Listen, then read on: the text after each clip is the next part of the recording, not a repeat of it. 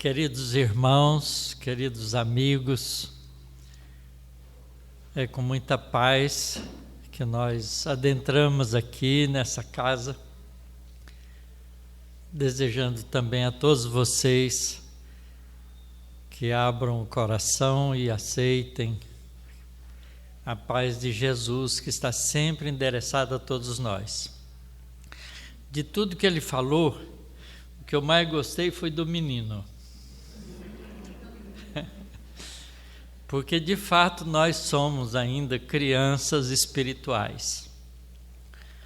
Apesar do corpinho já vivido, nós ainda estamos engatinhando nas primeiras lições da realidade espiritual. A doutrina espírita tem pouco mais de 160 anos. Então é muito jovem. Segundo o Carlos Lomba, no livro Ceareiros de Volta, nós estamos num momento em que alguns de nós já somos espíritas pela segunda vez.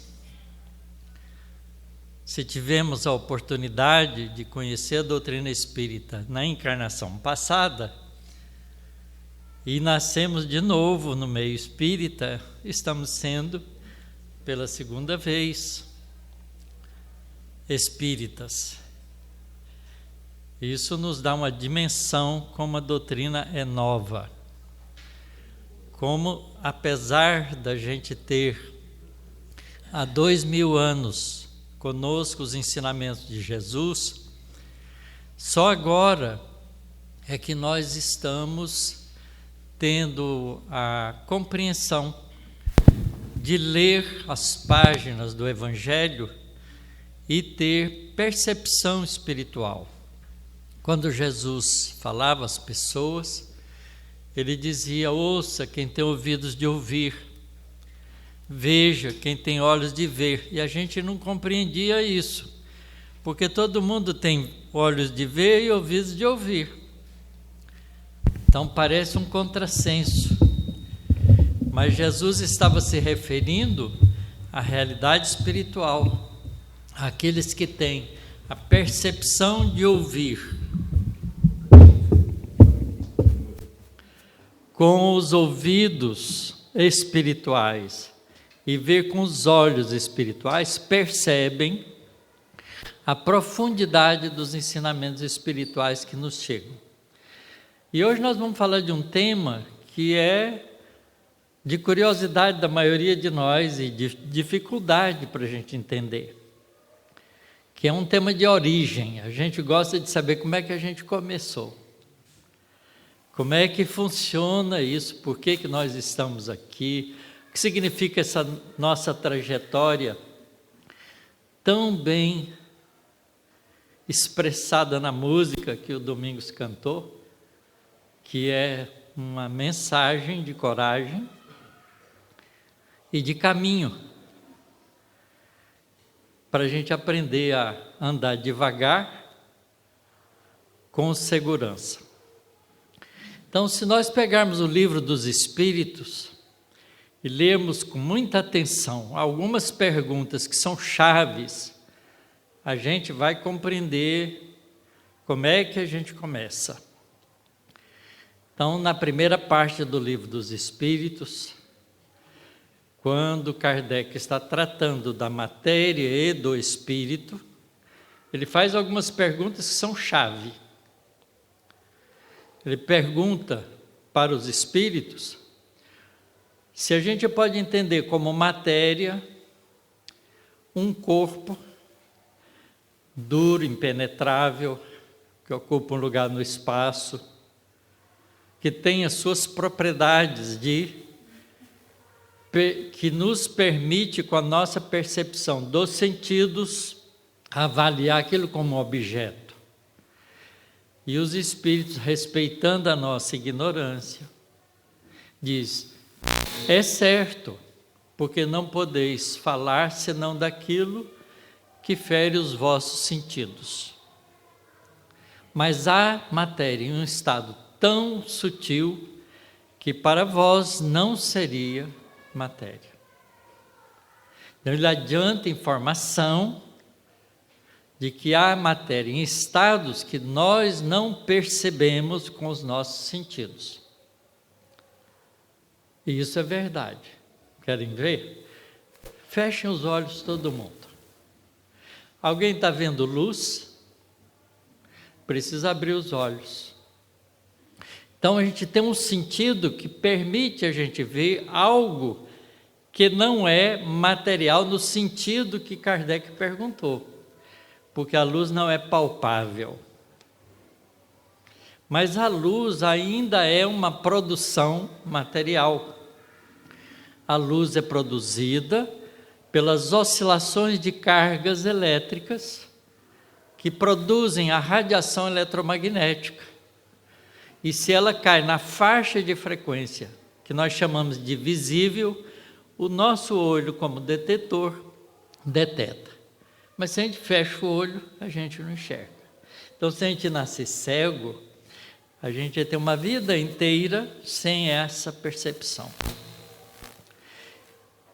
No entanto, a radiação eletromagnética ainda está dentro do contexto do mundo material.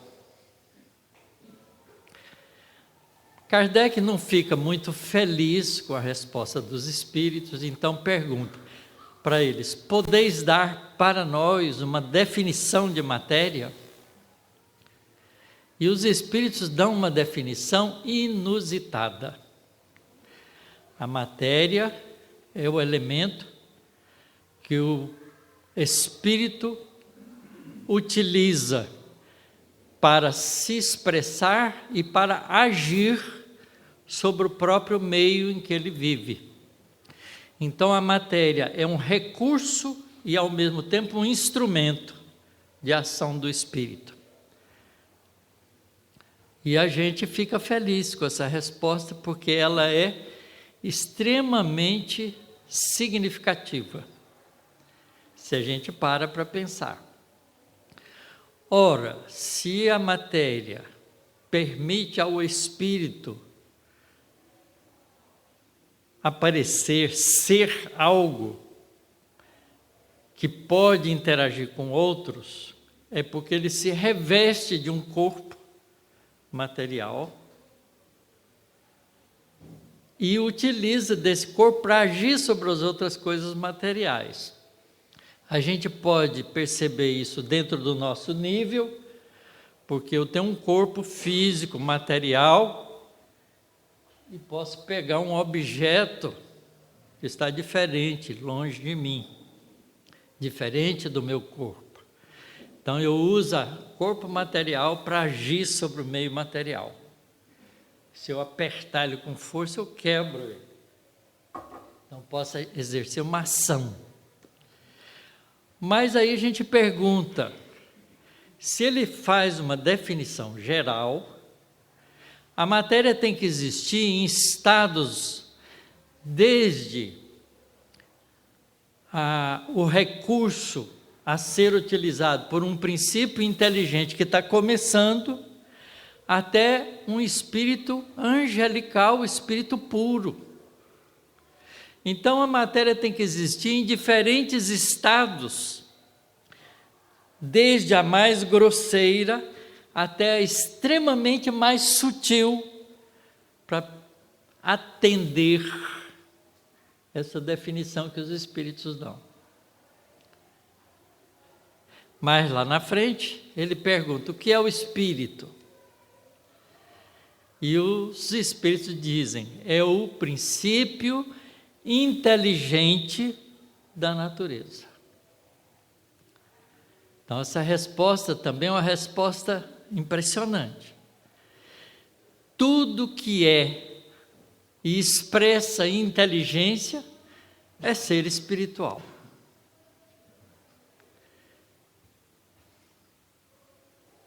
Então vejam que é uma definição diferente. Quando ele fala de matéria, ele não fala em inteligência. Então, a matéria não é inteligente, mas o princípio inteligente é.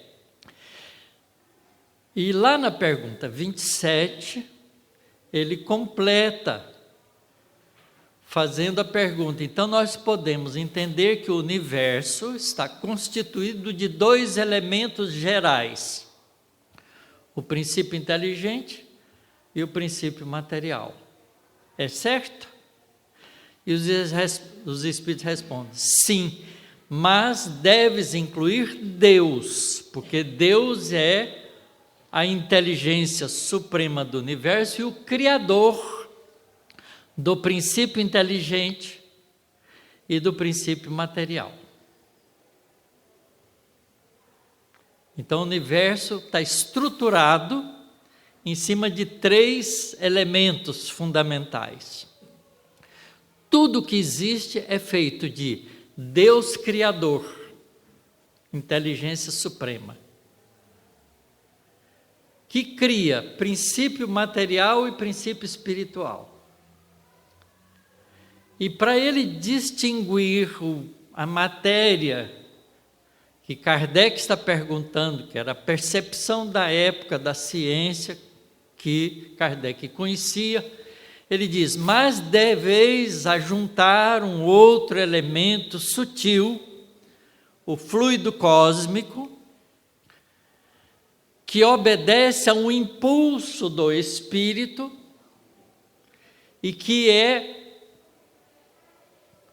o recurso que o espírito utiliza para agir sobre a matéria por demais grosseira, para que o espírito haja diretamente sobre ela. Aí fecha a ideia. Mas mais lá na frente ele esclarece mais sobre esse fluido cósmico e diz que esse fluido cósmico é a matéria elementar. Quer dizer, tudo que é material é modificação desse fluido cósmico, impulsionado pela ação dos espíritos, que fazem modificações e criam a variedade das coisas materiais, que nós estamos longe de imaginar a sua variedade. Pergunta feita há mais de 160 anos atrás, publicado em 1857. Então vejam como essas três questões são questões chaves para a gente entender as coisas. Então, estudando as perguntas que Kardec vai colocando para poder esmiuçar essas ideias, a gente vai então perceber que Deus cria princípio espiritual e princípio material. Esse princípio material é o fluido cósmico universal. O princípio espiritual agrega à sua volta, como uma mônada celeste, uma unidade de princípio espiritual, que a gente não sabe o que é ainda, porque a gente é criança. A gente é criança no conhecimento das coisas espirituais. Mas ele agrega à sua volta fluido cósmico e estrutura para ele um corpo. E com esse corpo ele age sobre a matéria mais grosseira. Não diretamente. Então esse corpo, que Kardec chama de perispírito no ser humano, é a chave do entendimento da ação do espírito. Como é que nós nos comunicamos aqui encarnados? Nós nos comunicamos através dos nossos sentidos. E a gente tem 5 sentidos. Eu não sei se vocês sabem como eles funcionam, eu vou descrevê-lo brevemente. A gente tem o sentido do tato, que está no corpo inteiro. É o sentido global nosso. O que é o tato? É a interação eletromagnética que a gente tem com o resto que está à nossa volta. se alguém tenta encostar na ponta do meu dedo, com uma agulha ou com o próprio dedo, o que eu sinto aqui? A gente não sabe disso, a gente não pensa, a gente fala assim, porque você está em contato. Não tem contato. A nossa pele é feita de estrutura atômica, de moléculas, onde os átomos se organizam para fazer moléculas. E a nossa pele é feita de moléculas. As moléculas são feitas de átomos e os átomos têm uma esfera eletrônica em volta do núcleo e cargas elétricas de mesmo sinal se repelem. Então, quando eu encosto algo material no meu dedo, eu não encosto, porque quando está muito próximo, a repulsão eletrônica não deixa empurrar mais. Mas ele exerce uma pressão na ponta do meu dedo e eu tenho nervos sensitivos que levam essa informação para ser interpretada pelo espírito, leva ao cérebro. E os materialistas dizem, a consciência interpreta. Nós, os espíritas, dizemos, o espírito interpreta. É só um jogo de palavra. Então, o tato permite ao espírito estar inteiramente em todas as partes do corpo físico. Se eu aperto lá no dedão do pé, lá na pontinha, eu sinto. Se eu puxo um fio de cabelo, eu sinto. Estou em todo lugar. O espírito é onipresente no corpo físico, assim como Deus é onipresente no universo. Dá para a gente entender isso bem. Mas o tato é melhor, mais importante do que isso. Porque mesmo sem ninguém me tocar, e se eu fechar os olhos e sair lá fora e tiver sol, eu sei que o sol está lá, porque eu sinto o calor do sol. Então, as nossas estruturas moleculares superficiais do corpo absorvem energia radiante do sol, que são as ondas eletromagnéticas no comprimento do infravermelho, agita nossas moléculas, aquecem ela, e essa impressão vai para o meu cérebro e o espírito ou a consciência interpreta. Então eu sinto calor ou sinto frio por causa disso. Então esse é o tato.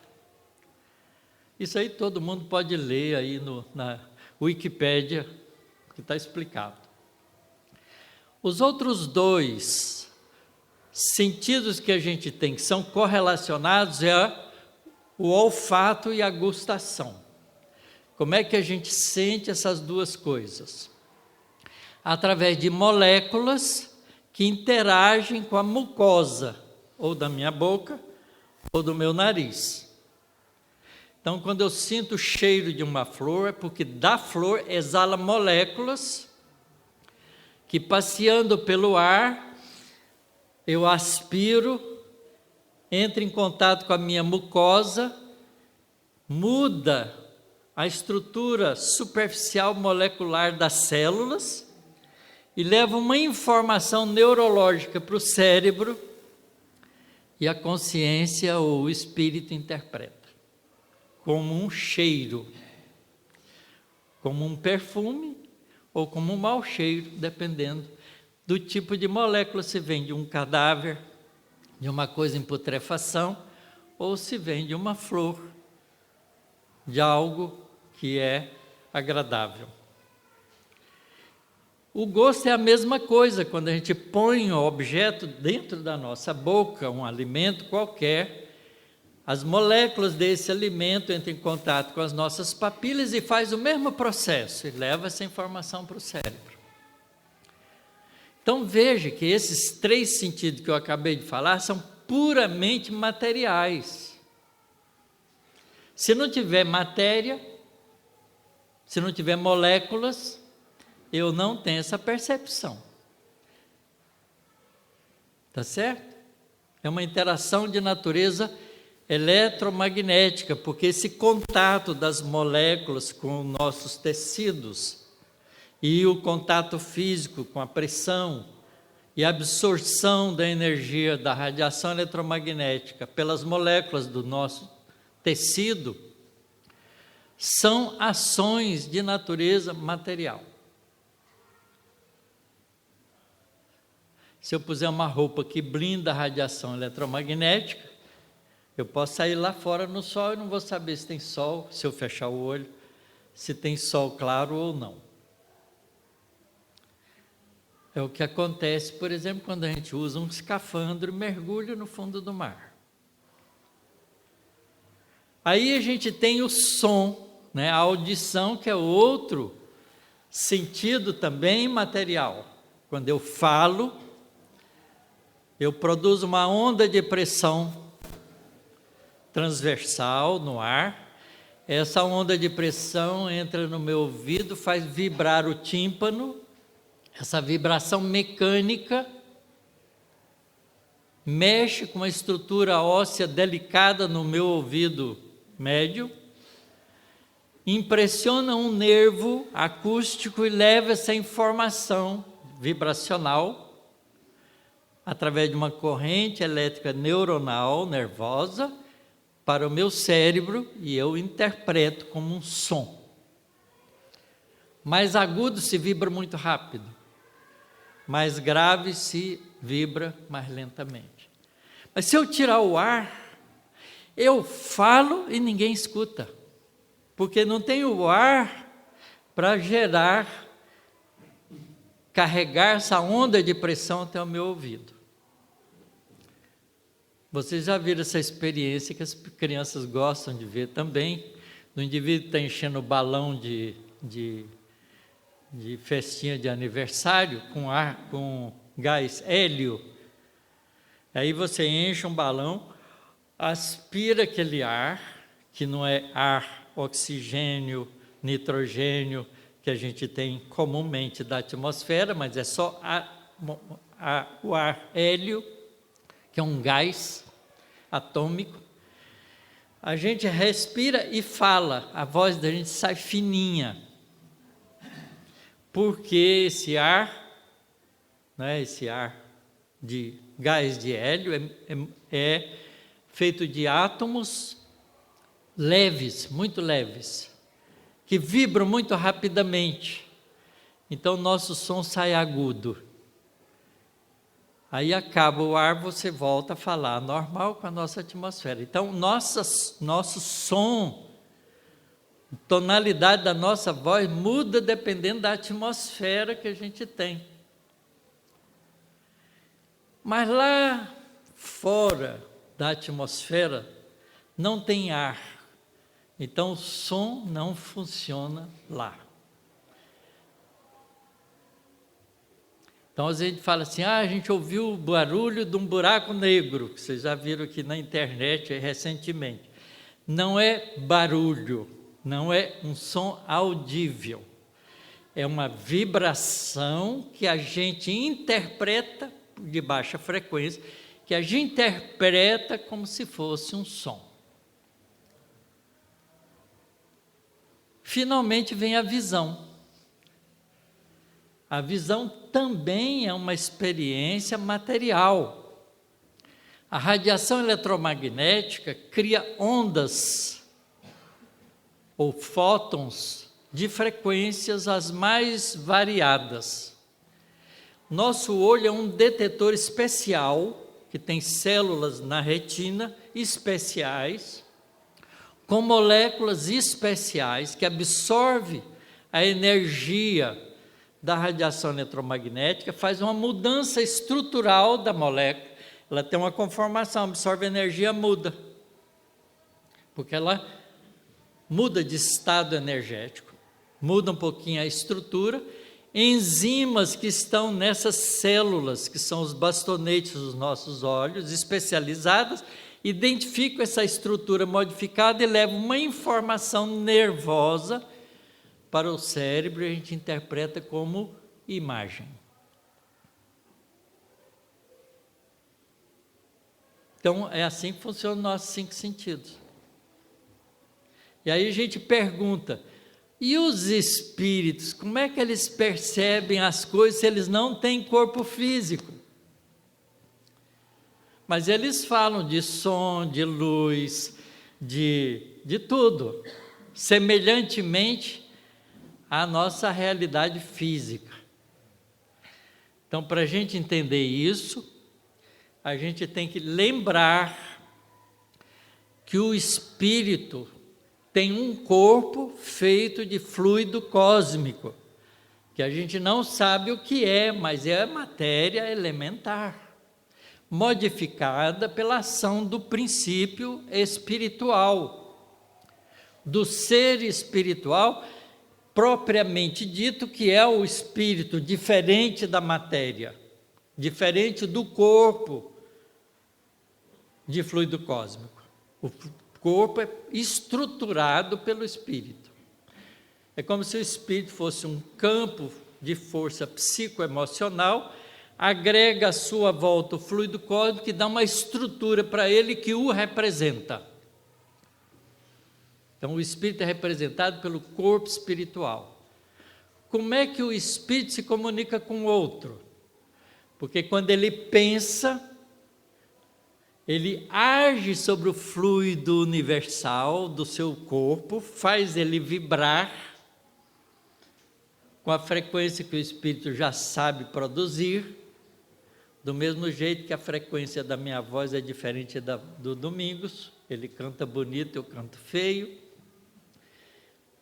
E assim, o espírito expressa através de vibrações que do corpo perispiritual, que é feito de fluido cósmico modificado pelo espírito,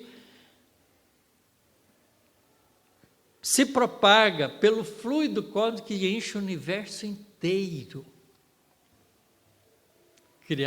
criado por Deus. E esse fluido cósmico vibrando se propaga, e os espíritos com seus corpos perispirituais, que estão em sintonia, percebem. Então veja, a ação do espírito tem que ser feita pelo corpo perispiritual. Como é que se dá isso? Num processo de desenvolvimento, através da lei de evolução, começando lá do comecinho, que o princípio espiritual se associa com o princípio material, estrutura um novo corpo para ele, e através desse corpo ele se associa com a matéria mais grosseira, já devidamente organizada em moléculas, em estruturas moleculares próprias, aglutina essas moléculas e cria as primeiras células para formar a expressão da vida. Porque o princípio inteligente é a expressão da vida. Até hoje, a ciência não sabe definir vida, mas nós, os espíritas, sabemos. Porque a vida é a expressão do princípio espiritual na vida, nas coisas materiais. Porque o espírito intelectualiza a matéria, resposta dos espíritos, no livro dos espíritos. Então a gente não pode ler pura e simplesmente as obras básicas, a gente tem que ler, associar as diferentes informações que os espíritos nos dão e construir para nós um entendimento mais profundo. Mas isso vale para tudo. Se eu perguntar para vocês quais são as 3 leis da mecânica newtoniana, é simples, são 3 só. É o princípio de inércia, a lei de força e a lei de ação e reação. Acabou. Toda a mecânica newtoniana que regula o movimento dos objetos macroscópicos fica explicado por essas 3 leis. A gente pode saber as leis, mas se a gente não tiver entendimento delas, não sabe usar, não sabe aplicar. Não sabe entender o mecanismo de funcionamento, a menos que a gente treine isso. E treinar é estudar, é meditar, é aprender. Então, a doutrina espírita é a mesma coisa. Então, não fiquem felizes em ler, fiquem felizes em compreender. Ler, todo mundo lê. Compreender, pouca pessoa compreende, porque não faz o exercício de meditar naquilo que lê. Jesus chama isso de ouvir e compreender com o coração. Compreender com o coração é entender com a mente, com a cabeça, e saber usar no sentimento. Então é saber de fato. Então esse princípio inteligente que associa com o princípio material, que é fluido cósmico, e aglutina a sua volta através desse fluido cósmico moléculas organizadas como lipídios, proteínas, ácidos nucleicos, que encontra na natureza, organiza uma célula e expressa a vida. E a vida é a experienciação do princípio inteligente. Por que o princípio inteligente precisa fazer isso? Porque ele precisa, através da lei de evolução, que é o impulso de Deus em nós, nos empurra para frente. E a gente tem que adquirir experiência, acumular experiência para crescer no processo evolutivo. Então, as primeiras experienciações nossas foram nas bactérias rudimentares que apareceram na vida terrena, estamos falando da vida em nós, na Terra, há 3 bilhões de anos atrás. A Terra tem 4,6 bilhões de anos. O nosso sistema planetário foi formado há 4,6 bilhões de anos atrás. A Terra, junto com os outros planetas, se aglutinaram através da força gravitacional em torno de uma estrela que estava se formando também, que é o nosso Sol, através de aglutinação de matéria estelar, feita em outras estrelas, que explodiu e formou matéria cósmica. Essa matéria cósmica, por atração gravitacional, começa a fazer um processo de formação planetária com um núcleo estelar, agregando nesse núcleo estelar os átomos mais leves, hidrogênio e hélio, e condensando os átomos mais pesados nos corpos que vão se aglutinando, formando os planetas. Isso a gente conhece já da astronomia e da astrofísica. E a gente tem observado sistemas planetários em formação, assim como sistemas planetários tão velhos ou mais velhos do que o nosso sistema planetário solar, que tem já 5 bilhões de anos. Que o Sol se forma primeiro, a estrela se forma primeiro. E os planetas se formam numa distribuição de temperatura do disco da nebulosa solar, que começa a condensar, não é? Então os planetas mais internos são rochosos, têm os átomos mais pesados, e os planetas externos são mais gasosos, como Júpiter, Saturno, Urano, Netuno. Plutão que não é mais planeta, né? Na opinião dos homens, ele é rochoso. Ele é feito de átomos mais pesados.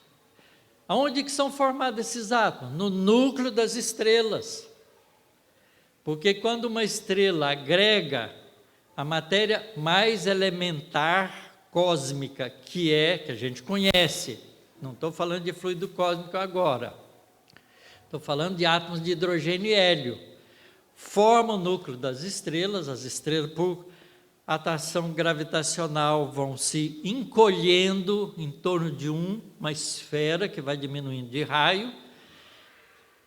A proximidade desses átomos colidindo começa, de repente, numa certa distância, a fazer fusão nuclear.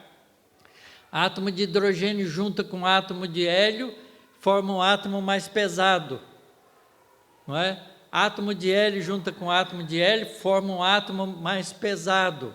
Esses átomos mais pesados se juntam com outros, vão formando átomos cada vez mais pesados num processo de bilhões de anos, a temperaturas altíssimas nos núcleos das estrelas, e vão formando os metais como ferro, níquel, cobre, manganês, cobalto, enfim, todos os átomos.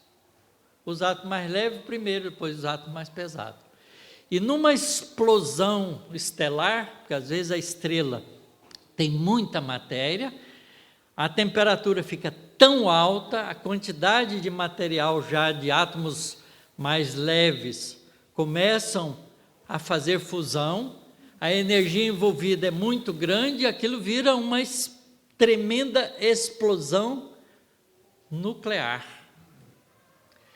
E a estrela, quando explode, ela desenvolve uma energia tão intensa que os átomos mais pesados, como urânio, chumbo, mercúrio, esses átomos todos mais pesados, todos os transurânicos, se formam na explosão e isso forma matéria cósmica. E depois, por atração gravitacional, isso forma um sistema planetário com átomos feitos no núcleo das estrelas. E é lindo a gente saber que o nosso corpo físico foi feito nas estrelas. Pelo corpo físico, nós somos filhos das estrelas. E pelo Espírito, nós somos filhos de Deus. Não é bonito isso?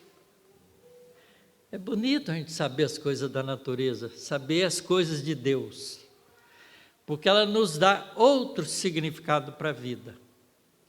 Esse princípio inteligente, então, experiencia na bactéria interações com a natureza.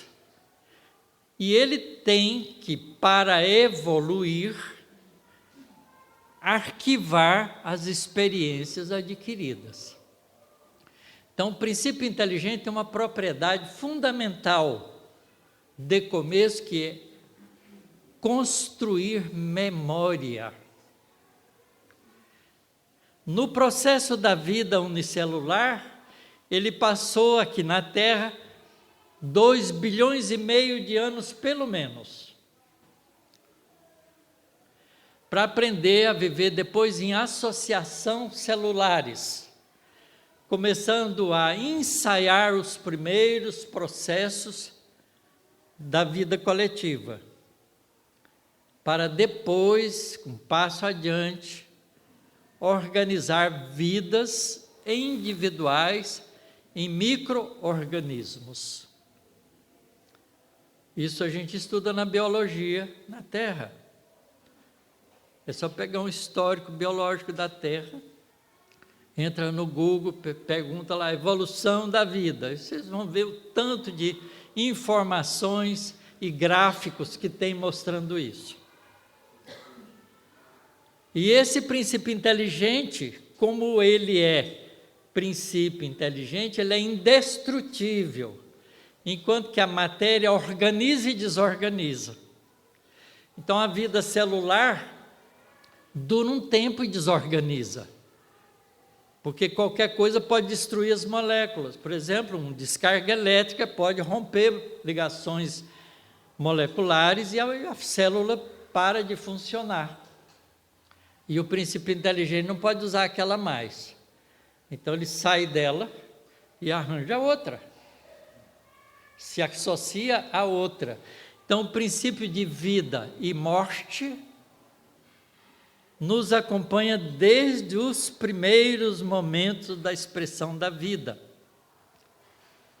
E a gente, no ser humano, interpreta como reencarnação. Lei da pluralidade das vidas biológicas, para o mesmo princípio inteligente ou espírito propriamente dito. Então faz parte da natureza a lei da reencarnação, não é invenção do homem, é invenção de Deus. Ele inventou a lei de evolução, criou o princípio inteligente, o princípio material para evoluir, e deu recursos para que esse princípio inteligente fizesse uma grande jornada, começasse simples e se tornasse um espírito puro. A gente pode perguntar, para que Deus faz isso? Por quê? Porque Ele quer. Para quê? Porque Deus quer que nós, como princípios inteligentes, o ajudemos na tarefa de construção do universo. Então, nós somos cooperadores de Deus. André Luiz escreve no livro Evolução em Dois Mundos, o primeiro capítulo, chamado Fluido Cósmico. Leiam. É uma página brilhante de informações preciosas. Ele fala e define o fluido cósmico como o hálito divino, o fluido nervoso do Criador. Olha que lindo! É o banco de recursos de energia que tudo vai utilizar. E através desse fluido cósmico, Deus está em contato pleno conosco e nós com Ele sem saber. O significado da palavra religião é fazer o princípio inteligente que foi criado por Deus o compreenda. Religião é religare, ligar de novo, porque a gente sai ligado de Deus, Deus está ligado em nós, e nós vamos tendo consciência clara, desenvolvendo para se ligar conscientemente a Deus. Então é uma religação. Então o significado de religião não é instituição humana que tem o papel de criar partidos religiosos, separando os homens uns dos outros.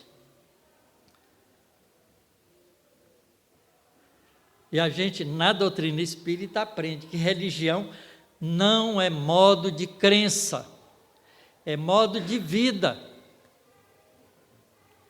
Veja como as concepções da gente vai mudando tudo, quando a gente começa a adentrar o entendimento das coisas espirituais. E esse é o grande papel da doutrina espírita. Espiritualizar todas as nossas atividades, inclusive as religiosas. Não é fazer a gente ter uma religião única, porque a doutrina espírita não é religião nesse sentido.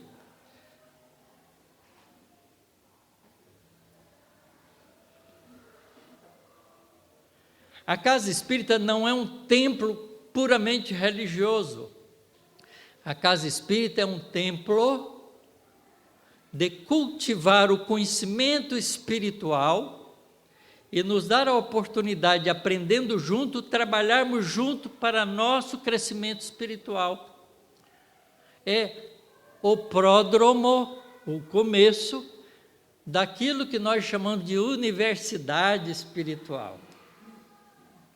Mas não universidade no modelo das nossas universidades humanas, porque as nossas universidades humanas são locais de competição humana, ainda, não local de cooperação, de trabalho fraternal.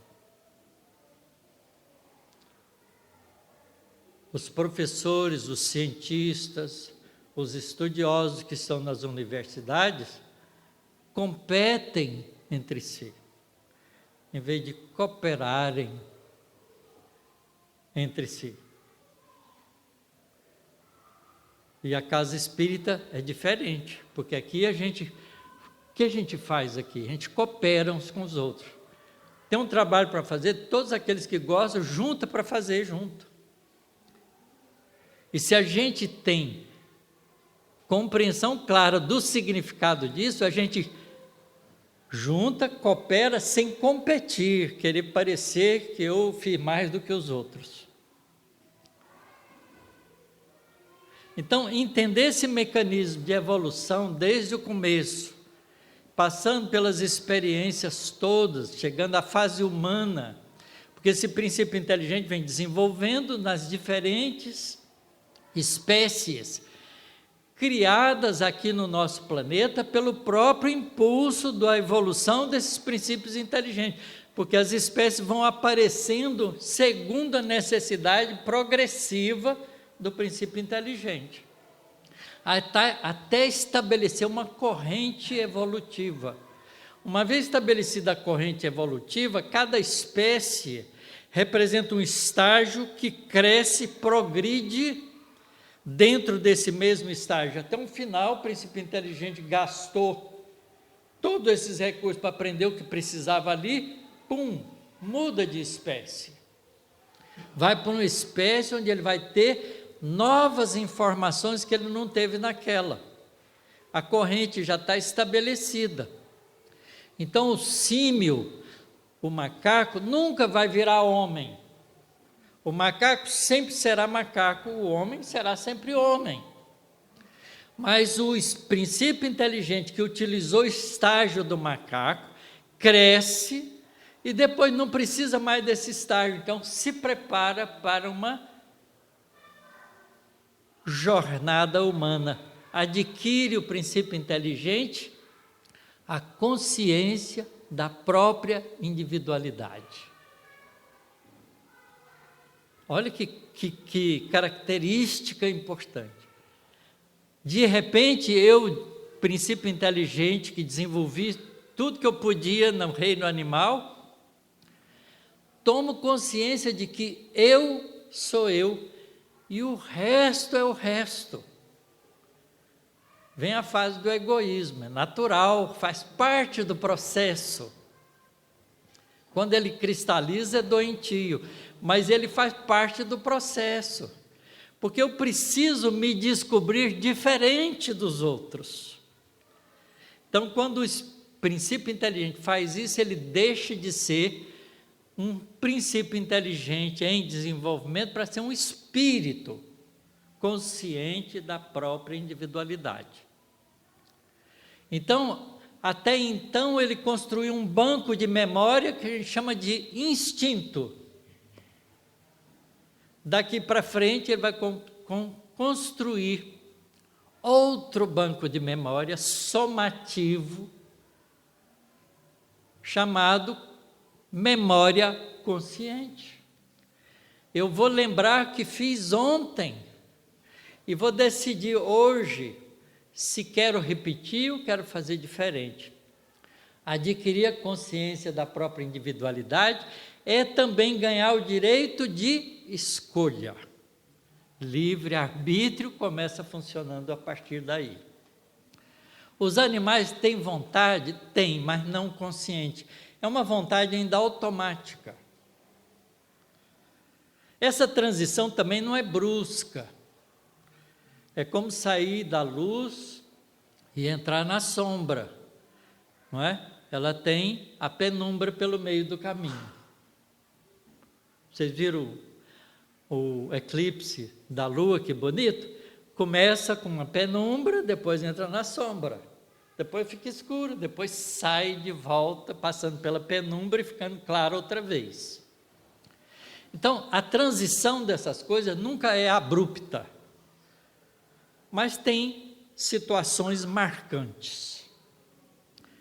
Adquirir consciência da própria individualidade é marcante, porque define que a partir dali o princípio inteligente, que não retroage, só anda para frente, adquiriu uma propriedade nova que lhe dá uma condição completamente diferente do que tinha antes. Porque a consciência da própria individualidade fala, eu sou eu, vocês são vocês.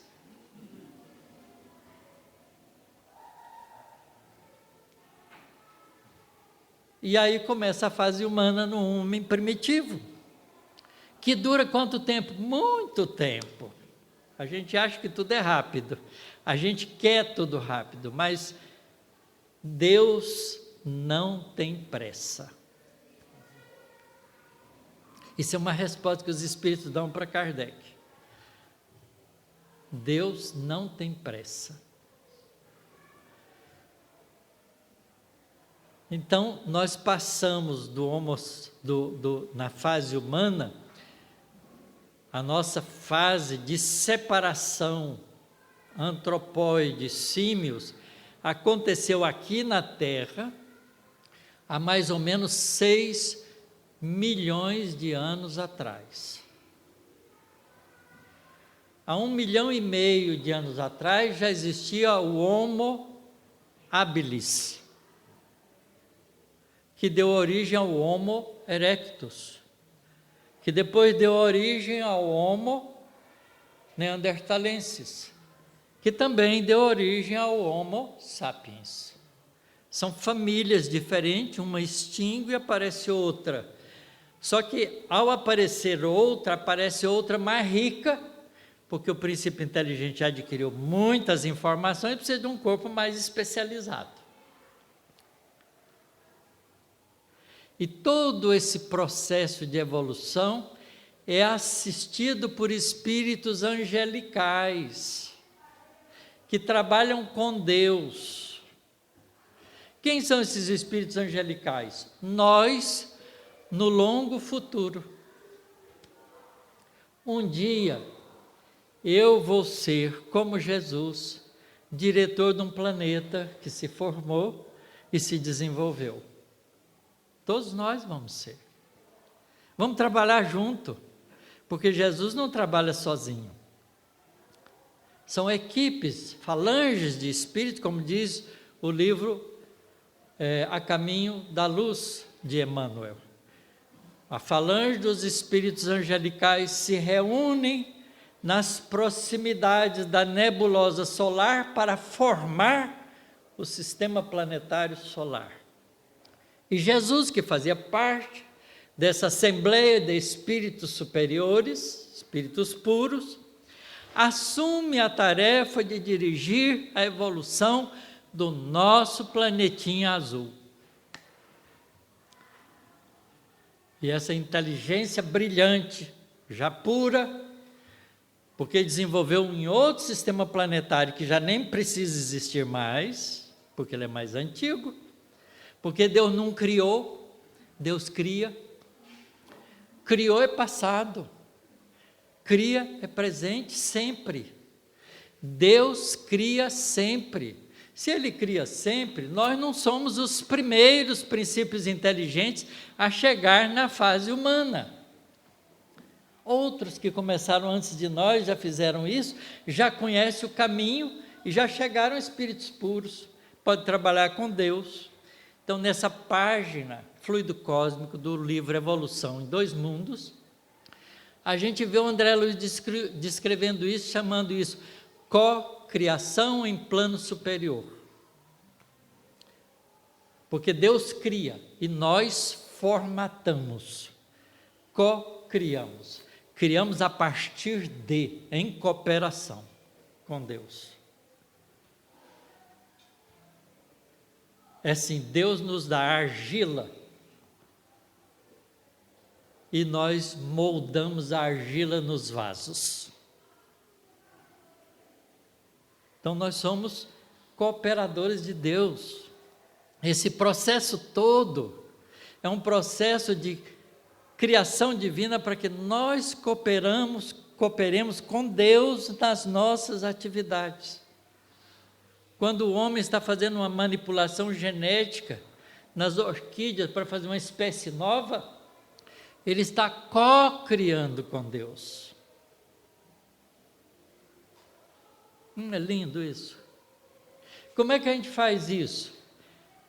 Nós somos princípios inteligentes, portanto, nós somos os seres inteligentes da natureza. Se não me engano, pergunta 76 do Livro dos Espíritos. O que é o espírito? São os seres inteligentes da natureza. Quer dizer, por que nós somos criados à imagem e semelhança de Deus? Porque Deus é a inteligência suprema. A imagem não é física. Deus não parece com uma pessoa como nós, porque a gente fala assim, se eu sou a imagem dele, então ele parece comigo. Não, é o contrário. Deus é inteligência, e eu, apesar de temporariamente ter essa imagem, tenho inteligência, e eu sou semelhante a Deus, tenho a imagem de Deus em mim, que é a inteligência. Mas não pense que inteligência é intelectualidade, isso é outra coisa. Inteligência está associado a duas coisas importantes. É conhecimento e sentimento.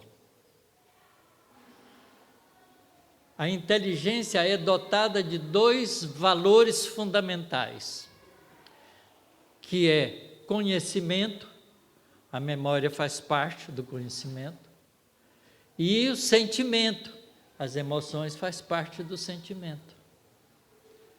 E nós desenvolvemos inteligência, aprendendo cada vez mais, desenvolvendo conhecimento, e desenvolvemos sentimento. Essas duas asas do espírito imortal permite ele, quando descobre, fazer as duas do mesmo tamanho, não crescer uma mais do que outra, e bater as duas em harmonia, a gente sai voando pelo universo afora. Porque o espírito é cidadão cósmico, não é cidadão terrestre, ele é cidadão cósmico. Nós estamos temporariamente vivendo no planeta Terra, mas quando conseguirmos, através do conhecimento e dos sentimentos melhorados e purificados, lançar voos pela casa do Pai, que é o universo inteiro, como Jesus faz.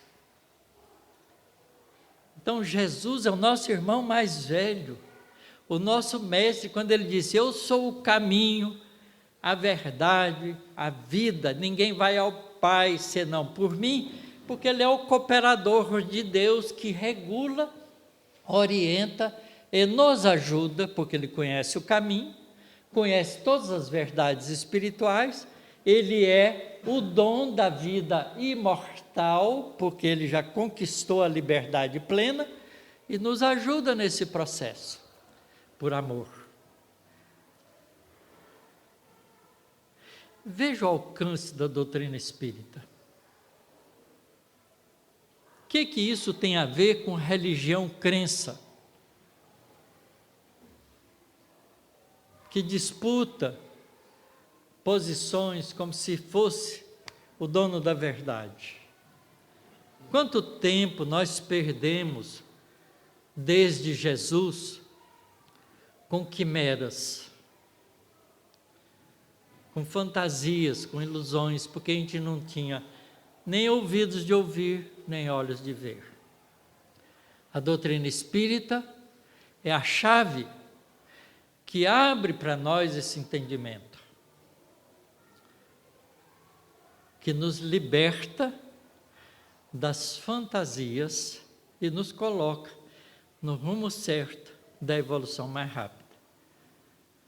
Que Jesus nos abençoe, nos dê bastante forças para a gente aproveitar a beleza dessa doutrina e mudar a nossa vida na direção rumo às estrelas. Muito obrigado pela paciência de vocês.